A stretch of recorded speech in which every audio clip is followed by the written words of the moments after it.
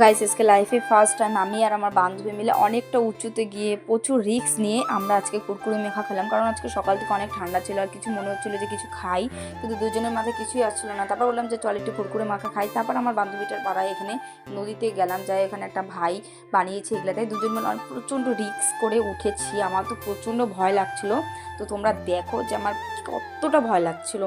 তবুও কিছু করার নাই ভাই, লাইফে কোনো কিছু করলে একটু রিস্ক তো নিতে লাগে। আর এখানে না এত হাওয়া না, তোমরা দেখো খালি গাইস। মেন কথা আমার প্রচণ্ড ভয় লাগতেছে, এখানে না ভাঙ্গা ভাঙ্গা আছে, দেখো তোমাদেরকেও দেখাই।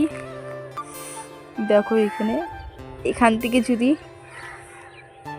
এই দেখো ভাঙ্গে গেছে এখানে, এখান থেকে যদি পড়ি আর আমি যদি বাইচে থাকি ব্লগটা নিশ্চয়ই আপলোড হবে, যদি মরে যাই তাহলে আর আপলোড হবে না। প্রচণ্ড ভয় লাগতেছে। তোমরা যদি বলো যে ভয় লাগতেছে তাহলে নিচে নাম, উঠার কি দরকার আছে বা ওখানে উঠছিস কেন, কী করবো গাইস? কোনো কিছু করতে হলে তো একটু রিস্ক তো নিতেই হবে না। তাই আমি আর আমার বান্ধবীটা একটু প্রচণ্ড এনজয় করলাম। খাওয়া দাওয়া শেষে তো দুজন মিলে একটু ভিডিও বানিয়ে নিলাম। ফাইনালি গাইস আমরা নামিয়ে পড়ছি, ভাগ্যিস বাইচে গেছি, তার মানে ভিডিওটা আপলোড দেখে নাও তোমরা।